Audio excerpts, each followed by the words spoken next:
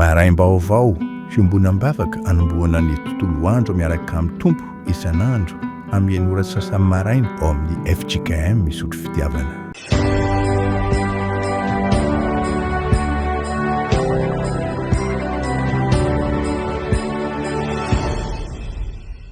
ao aminareo ane ny fahasoavana sy ny fiadanana avy amin'Andriamanitra raintsika sy Jesoa Kristy Tompo.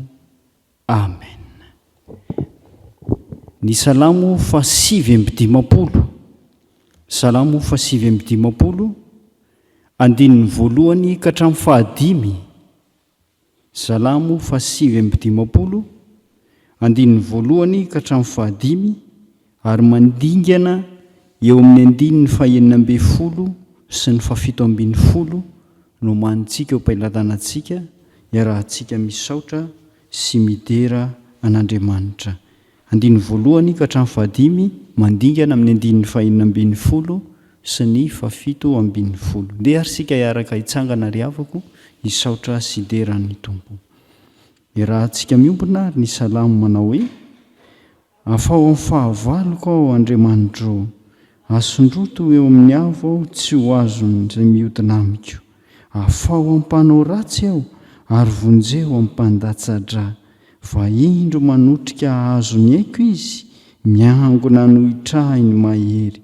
Nefa tsy fahadisoko ary tsy fahotako Jehovah.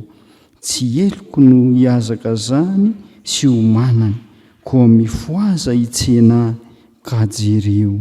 Ary ianao Jehovah, Andriamanitry ny maro, Andriamanitry ny Israely, mifoaza hitsara amin'ny firenena-tsamihafa, aza mamindra fo amin'ny mpivadika ratsy fanahy.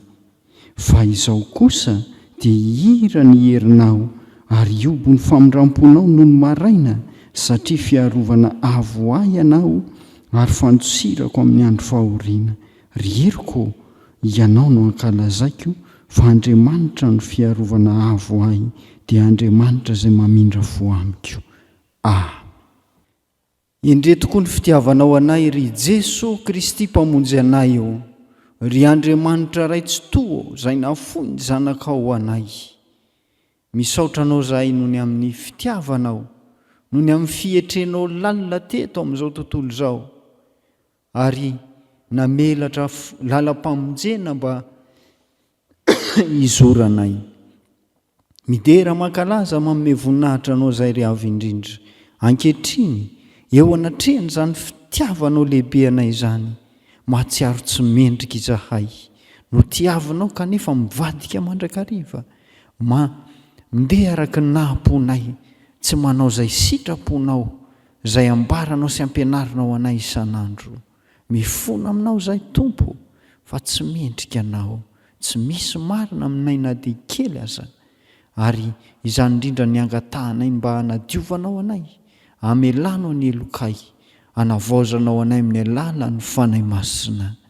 Tompo, aoka ianao ahatony teninao, ho izay manantona anao dia tsy mba ho lavinao mihitsy. Izahay ane Tompo, mba ho tonga olom-baovao aminao Jesoa, amin'ity io ity, ary tsy ho fafana intsony eo amin'ny boky ny fiainana ny anaranay noho ny aminao Jesoa. Atreo feno izao fotoana izao ho anitra kasitrahanao, ary raha ho toriana ny teny, ianao ane fanamasina momba amin'ny mpanomponao, mba ampiorina finoany meno, ahatonga fandiniha tena lalina ho amin'ny fibebahana marina tokoa eo anatrehanao. Izay rehetra ataonay ane dia ho voninahitra ho rery any. Andriamanitra ray zanaka fanahy masina. Amen. Filazantsara araka ny Lioka 2:20 andininy voalohany ka hatramin'ny faha-4. Lioka 2:20 andininy voalohany ka hatramin'ny faha-4. Ovakiko amin'ny anaran'ny Tompo.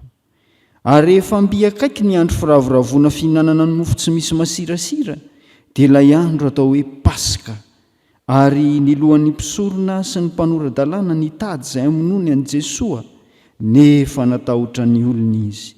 Fa Satana niditra tao anatin'i Jodasy ilay atao hoe Iskariota, anankiray tamin'ny 12 dia nakao amin'ny lohan'ny mpisorona sy ny lehibe ny mpiambina izy, ka niresaka tamin'ny amy izay hamadihany an'i Jesoa amin'ireo, dia faly ireo ka nanaiky hanome vola azy, ary nanaiky izy ka nitady izay andro ahazony hamadika azy amin'ireo amin'ny tsy misy olona. Amen. Ray masonao manamasinana ny fahamarinana, ny teninao no fahamarinana. Amen. Ho aminareo hatrany any ry havako ny fahasoavan'ny Tompo. Amen. Arak'izay hitantsika moa dia ny filazany tsara ny lioka hatrany no mofonaina izay voalahatra, na omaly zany na ihany koa amin'ity anio ity. Ary ity tantara ity izay tantarain'ny lioka dia efa tonga eo amin'ny vanim-potoana faraparany izay hiatrehan'ny Tompo ny iraka goavana izay nanirahan'ny Tompo azy eto amin'izao tontolo izao. Ary eto arak'izay efa nandrenesantsika tao amin'ny vaky-teny dia efa eo amin'ny fikononkononana ny amin'izay hanolorana ny Tompo ho amin'ny fitsarana, ho amin'ny fanamelohana azy ho faty ity tantara ity. Ny zavatra izay hita sy tsikaritra eto dia misy karazana olona izay tansaiko manaraka reto: ny mpisorona, ny mpanora-dalàna ary Jodasy. Misy ihany koa ny lehibe ny mpiambina izay voalaza eo. Ireo zany ny karazana olona izay nandray anjara tao anatin'izany hoe fikononkononana ny amin'ny hamonoana an' Jesosy izany. Ny zavatra mahavariana nefa dia izao: na ny mpisorona, na ny mpanora-dalàna, na i Jodasy dia samy olom-boafidy avokoa, nofidian'ny Tompo. Ary zany mampisorona izany dia efa ny Tompo mihitsy no manendry azy, ary misy fitsipika nomen'ny Tompo any amin'ny boky ny Pentatioka manendriny amin'izany atao hoe mpisorona izany. Ny mpanora-dalàna moa dia prakitra ara ny amin'ny fampiarana ireo lalàna maro samihafa eo anivon'ny fiainan'ny vahoaka tamin'izany fotoana izany. Ary eto dia ireo mihitsy no miara-misalahy mikononkonona amin'ny anamelohana ny Tompo. Olom-boafidy ireo ry havako. Ka zao no afatra ho antsika amin'ity anio ity avy amin'ny Tompo amin'ny alalan'izao tenin'izao hoe: nomen'ny Tompo fahefana ianao, ampiasao araka ny sitrapony. Satria matoa ny Tompo zany mifidy, manome fahefana izy. Ary tsaroantsika tsara fa rehefa hitso-dranon'ny mpianatra ny Tompo hiakatra ho any an-tany, reverina ny voninahiny, dia zao nambarany: efa nomenay fahefana rehetra any an-danitra sy ety an-tany. Dia izy indray izao no manome fahefana ho an'ireo mpianatra, ao ny apôstôly sy ireo mpanaradia azy maro samihafa, mba hanana fahefana ho amin'inona? Ho amin'ny fanaovana batisa, ho amin'ny fitoriana ny vaovao mahafaly, ny amin'ny famonjena ho an'izao tontolo izao. Dia misy famantarana maro izay anaraka ny mino arak'izay ny Tompo hoe: amoaka dia amin'ny anarako izy, teny amin'ny fiteny izay tsy mbola hainy izy, ametra tanana amin'ny marary izy dia ho sitrana ireny, na dia hisotro zava-mahafaty azy izy dia tsy hampaninina azy. Zany ny fahefana izay omen'ny Tompo ho an'ny olom-boafidiny izay anatanteraka ny iraka manokana anyrahany azy.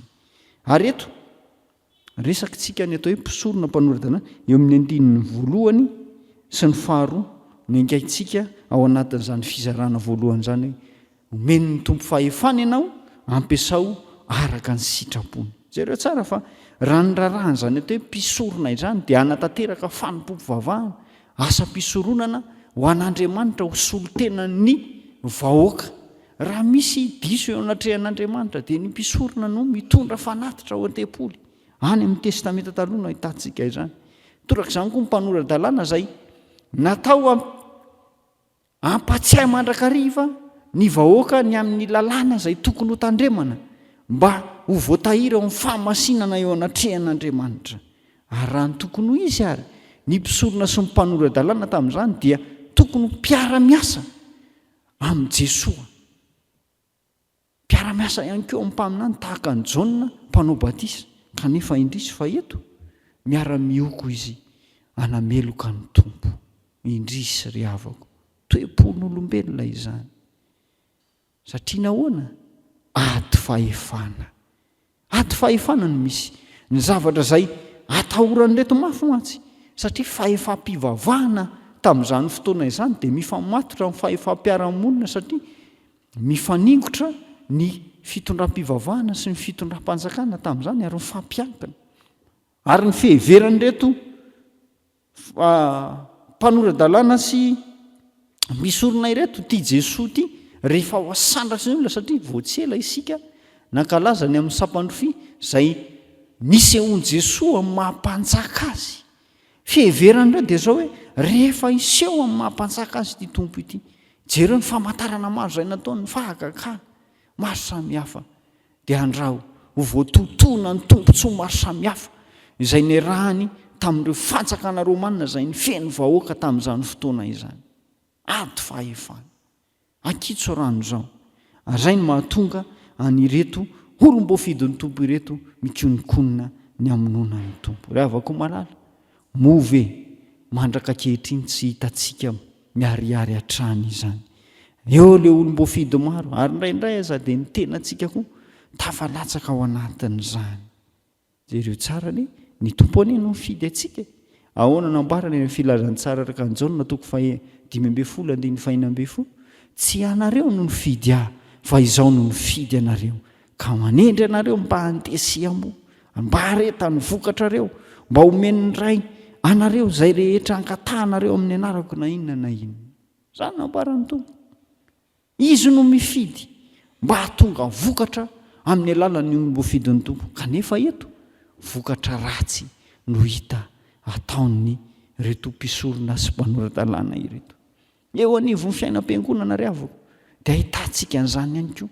Ady fahefana mitady josilaza indraindray anivon'ny sampana maro samihafa dia velona ny fialonana. Rehefa mba misy mpitarika anankiray izay notendren'ny tompo ka mampandroso tsara ny sampana, indraindray alaim-panahy isika hitady ny toeran'io olona io. Izaho koa mba te halaza toa azy.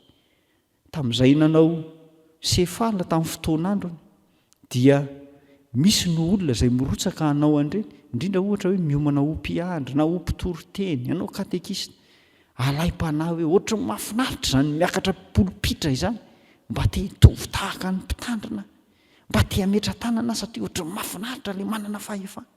Zavatra tahaka an'izany indraindray no tonga ao anatin'ny mpino kristianina ka tafalatsaka amin'ny zavatra tahaka an'ireto mpisorona sy mpanorandalàna ireto noho ny resaka fahefana. Kanefa indrisy mikonikonina ny hahafaton'ny tompo indray.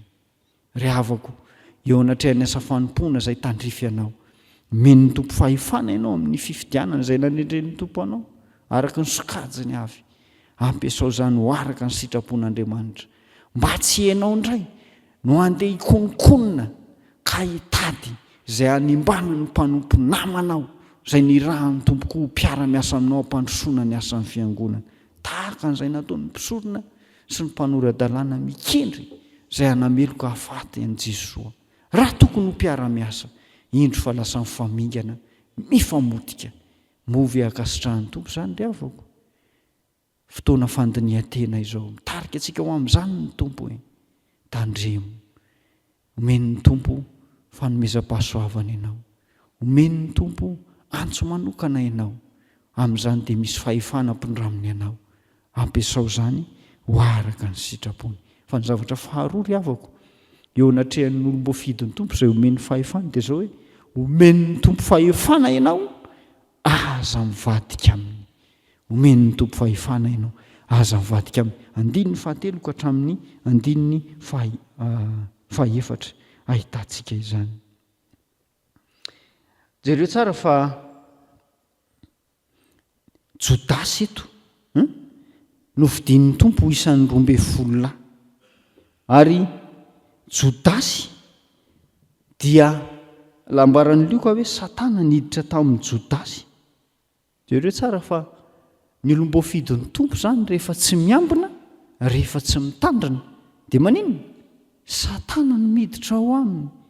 Rehefa tonga zay fakapanalalina izay tsy dia fantatra loatra hoe inona ny dia nahatonga an Jodasy hanao an'ity famadihana ity raha araka ny fitantarany filazantsara lalioko fa misy ireo rakotsoratra hafa izay milaza fa ity Jodasy ity dia iray amin'ireo mpikambana ao anatin'ny antoko atao hoe zelota, ary ny zavatra ataon'ny Jodasy eto dia ilay atao hoe acte zélotisme. Ireto antoko ireto dia mazoto fatratra ny amin'ny fitiavan-tanindrazana, ary atao daholo ny zavatra rehetra, eny fa na dia zavatra tsy mifanaraka amin'ny sitrapon'Andriamanitra aza. Rehefa mety anehoana izany atao hoe fitiavan-tanindrazana izany dia atao. Ary io ny sary izay asehon'ny Jodasy eto, ny amin'izay fikononkononana hamadihana ny tompo, mamadika ny tompo. Zao nefa nambaran'ny tompo hoe tsy anareo no mifidy aho fa izaho no mifidy anareo, raha tokony hamory vokatra ho amin'ny fanjakan'Andriamanitra Jodasy no tendren'ny tompo apôstôly indrisy. Eo manko indraindray no mahatonga ny olona hieritreritra hoe Jodasy ve dia efa voatokana mihitsy hanatanteraka ny asa-pamonjen'Andriamanitra. Fihevitryolombelona ihany izany ry havako. Tsarovy tsara fa nandritra ny fiarahan'ny Jodasy tamin'ny tompo dia maro ny fampianarana izay nomenan'ny Jodasy, ary mbola afaka ny safidy izy ny tsy hamadika ny tompo. Saingy indrisy nipitsika Satana no mibahana tao anatin'ny fony. Adinony ilay fahefana maha-apôstôly azy izay nomen'ny tompo azy, izay antony fidianana azy mba ho vavolombelon'ny filazan'ny tsara ny Jesosy Kristy eto amin'izao tontolo izao. Azao nambarana eny amin'ny filazan'ny tsara araka ny Jaona 4:7. Dia izao nambarana hoe tsy izao va no nifidy anareo 12 lahy, nefa ny anankiray aminareo aza dia devoly. Io ilay manondro an Jodasy Iskariota, mpampisaraka ny dikan'izany devoly izany, mpamadika, ary tanteraka izany eto amin'ity andinity. Fa Satana niditra tao anatin'ny Jodasy ilay atao hoe Iskariota, anankiray tamin'ny 12 lahy, dia nakao amin'ny lohan'ny mpisorona sy ny lehiben'ny mpiambina izy ka niresaka taminy ny amin'izay hamadihany an Jesosy amin'ireo. Zany no voalaza eto. Tao amin'ny vaky teo moa dia novakiako hatreny amin'ny 5 sy ny 9, fa raha ny voalaza mofinaina dia mijanona hatreo amin'ny 9. Ry havako malala, nomen'ny tompo anao ny fahefana amin'ny maha-olom-boafidy anao.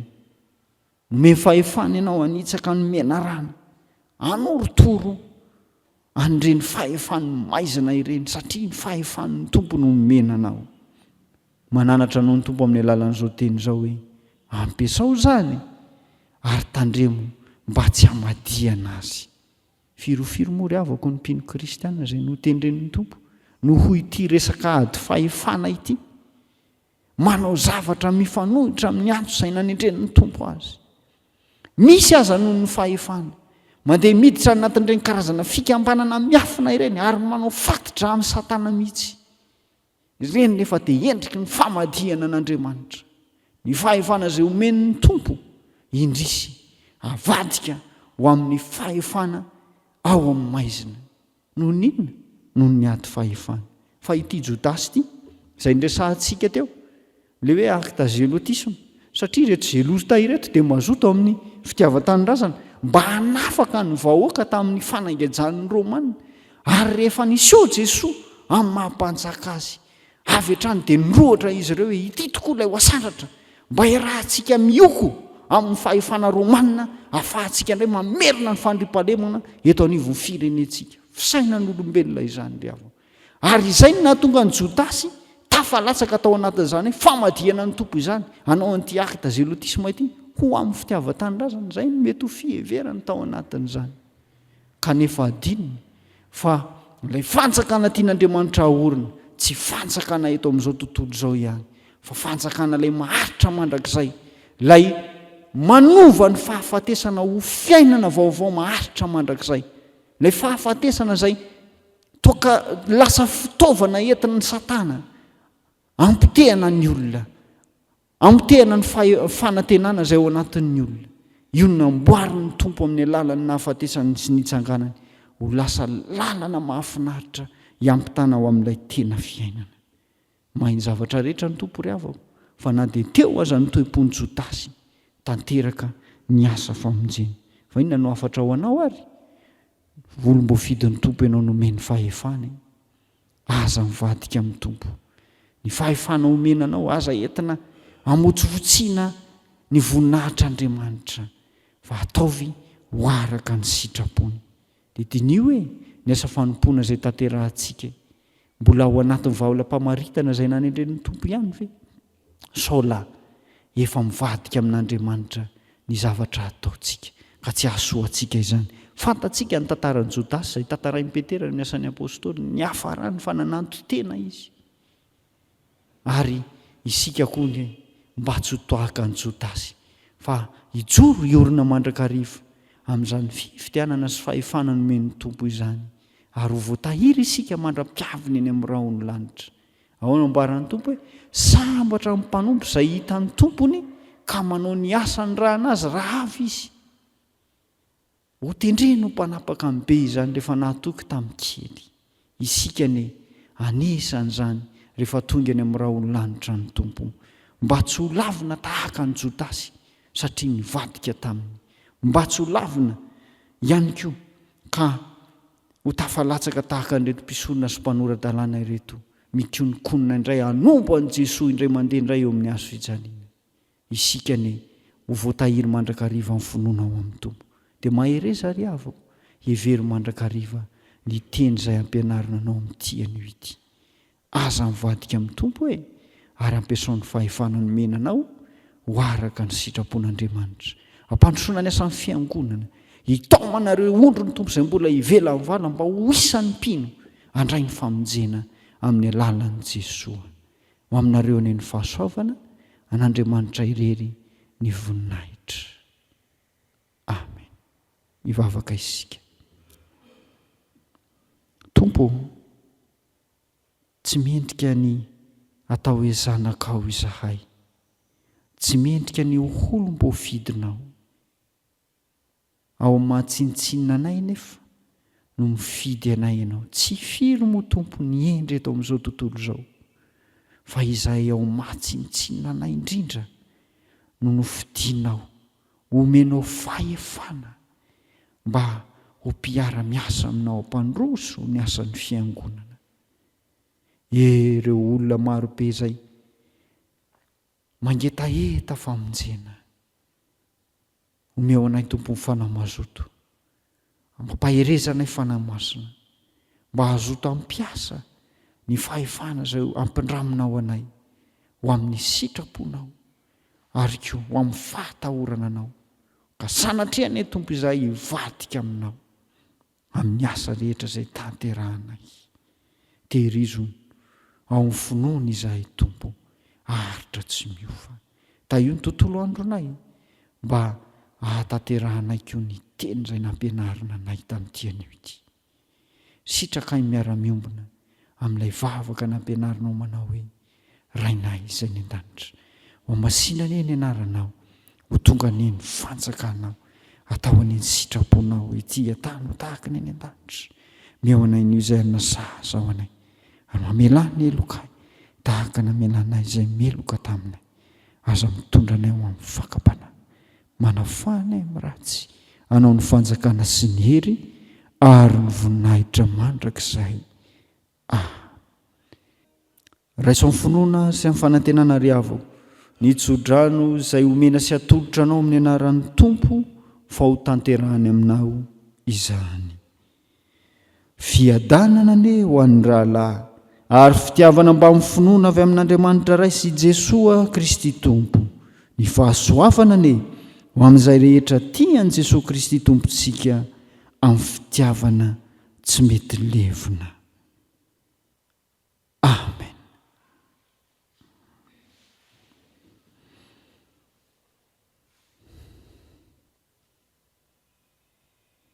An'Andriamanitra irery ny voninahitra amin'ny anaran'ny Ray sy ny Zanaka ary ny fanahy masina. Amen. Miraro soa antsika rehetra ry avako.